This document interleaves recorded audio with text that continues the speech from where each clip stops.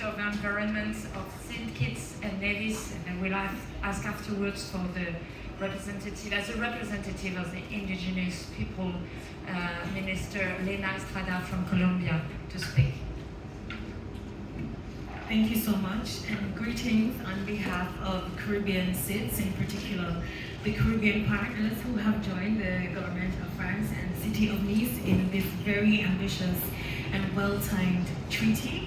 I want to register the congratulations on behalf of the Caribbean islands, because coming out of this conference and heading into negotiations and conversations in Geneva, we expect that 3 priorities will be acknowledged for Caribbean SIDS, and for SIDS in particular, as it relates to plastic pollution.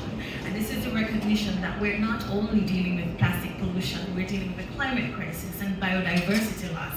And we're dealing with this on the premise that we have very special circumstances as small island developing states. We have small economies, we're extremely vulnerable, and our ability to respond is limited, and we need partnership and support to do so.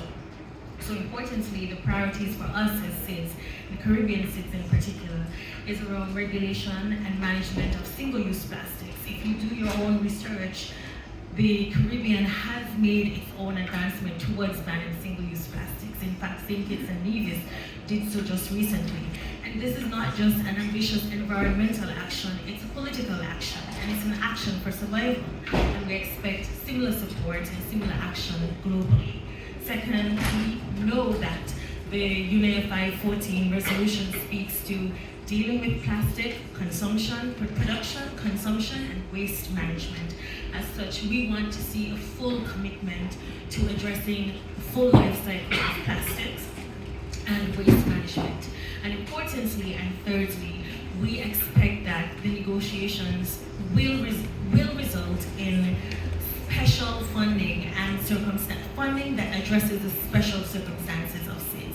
We have to acknowledge that our very small exposed economies cannot respond to plastic pollution, especially plastic pollution that is not of our own creation.